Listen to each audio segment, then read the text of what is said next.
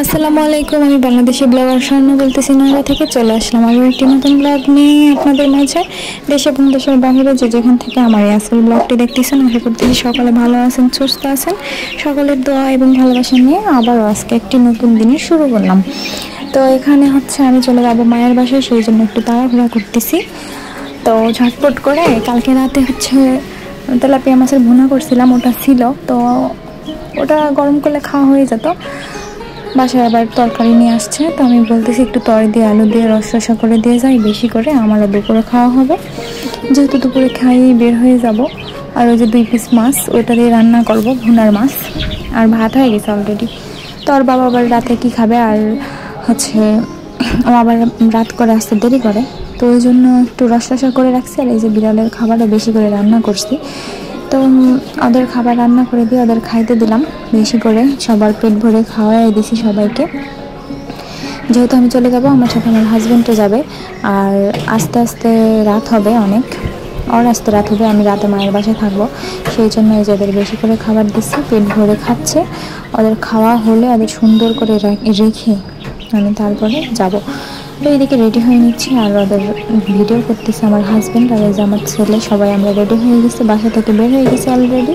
এখন যাচ্ছি বিকজ হচ্ছে আমার বাবা হচ্ছে দেশের বাড়ি থেকে ধান নিয়ে আসছে, তো সেটারই চাল করছে। আমাকে কয়দিন ধরে যাইতে বলতেছিল, আবার আম কাঁঠালের সময়, তো যাওয়া হয় না। আমি বলতেছি ফ্রাইডে করে তো আমার হাজব্যান্ড থাকে শুক্রবারে, তো সেইবারে প্রত্যেক শুক্রবারেই প্রায় মাঝে মধ্যে যাওয়া হয়েছে, আর মাঝখানে একটা শুক্রবার কি 2টা শুক্রবার বাদ গেছে। তো আমার মা আবার ফোন দিয়ে বলতেছে এরকম এরকম আয় তাড়াতাড়ি। তো আবার এই তো হুটহাট প্ল্যান, আর আমার ছেলে আবার ছাঁটাও উঠাইছিল যে নানির বাসায় যাবে, সেই জন্য একদিকে আমি বলতেছি যাই একবেলা ঘুরে আসবো, কিন্তু ঘুরতে যায় আবার বাবা বলতেছে যে আজকে থাকে তারপরে যাবে। আমাদের গাছে নতুন গাছ, এবারে প্রথম হচ্ছে 50টা আম ধরছে, আর এই যে লেবুর গাছে লেবু ধরছে সুন্দর মতো। তো লেবুর গাছ এটা অনেক দিনের, বাবা বলতেছে কেটে ফেলার কথা শুনে লেবুর গাছে ফুল আসছে, কুড়ি আসছে, আর সেখান থেকে লেবু। তো এই যে এতক্ষণ বাসার বাহিরে ছিলাম, আমাদের বাসার বাহিরের ওরকম আমের গাছ আছে, কাঁঠালের গাছ আছে, আর আমার বাবা ওকে দেখে সাথে সাথে কোলে করে নিয়ে গেল, বলতেছে চল যাই ঘুরে নিয়ে আসি। আর আমার বোন আবার বাসায় দেশে একটা বিড়াল পালে, আর বিড়াল আছে, তো ওই বিড়ালে আমাকে দেখাচ্ছে। আর এই যে আমার মায়ের ছাদ বাগান, উপরের ছাদে যাওয়া হয় না, উপরের ছাদে গেলে আপনাদের ভিডিও করে দেখাবো। আর এই আমের গাছটা হচ্ছে বাসার সামনে লাগানো, 50টা আম ধরছে একটা গাছে, আর গোপাল ভোগের গাছে মনে হয় 4টা ধরছে, 4টা আটকাইছে। আম ধরছিল অনেকগুলো, বাট আটকায় নাই। আর প্রথম এবারে আম খাওয়া হবে, এর আগে খাওয়া হয়েছিল 2-1টা, বাট এবারে ঝাঁকায় আম আসছে মাশাআল্লাহ। আর তো ছাদের গেটে আম্মু তালা দিয়ে দিল, সন্ধ্যা হয়ে গেছে, যেহেতু আমার আস্তে আস্তে লেট হয়ে গেছে, বিকাল বাসায় সব কিছু গোছায় রাখি আবার রওনা দিছি, তো সেই জন্য অনেকটা দেরি হয়েছে। আর এই যে আমার মায়ের এগুলো দেশি মুরগি, তো এখান থেকে আমাকে একটা ডিম পাড়ি মুরগি দিছে আর 2টা বাচ্চা দিছে, বলতেছে যাওয়ার সময় নিয়ে যাস, তো বাসায় যখন যাব তখন নিয়ে যাব। সাথে আরও অনেক কিছু দিছে, আপনাদের সাথে শেয়ার করব। আপনারা আমার ব্লগটা রেগুলার যারা ভিউয়ার আছেন তারা তো দেখেনি, যারা ফুল ওয়াচ করেন তাদের অসংখ্য ধন্যবাদ।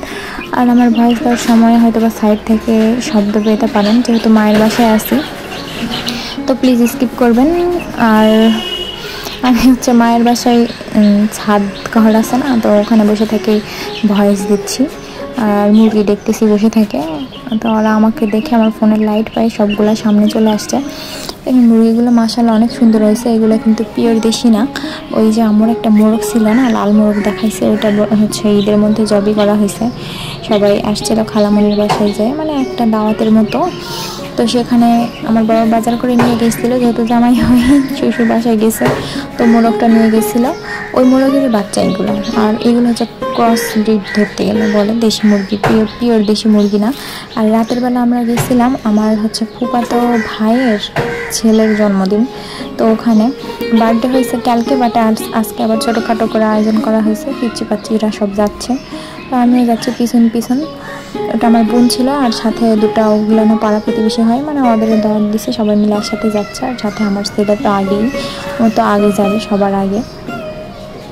তো ওকে সাজাই দিলাম সুন্দর মতো। যেহেতু আমি নিজেই হচ্ছে ক্যামেরার সামনে আসি না, এই জন্য আমার কোনো ফ্যামিলি মেম্বারদেরও নিয়ে আসি না।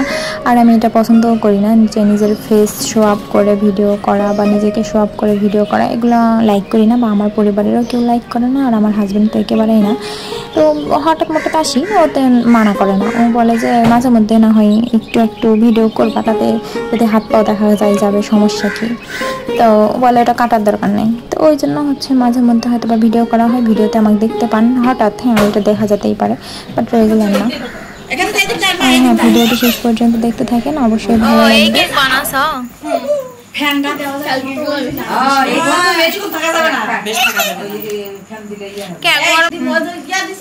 ছেলে গেঞ্জি ঠিক করে দে, গলা ঠিক করে দে। বাবা বাবা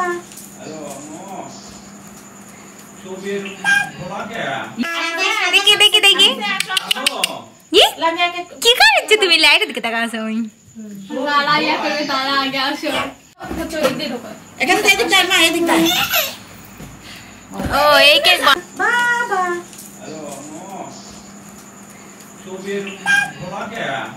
শোনা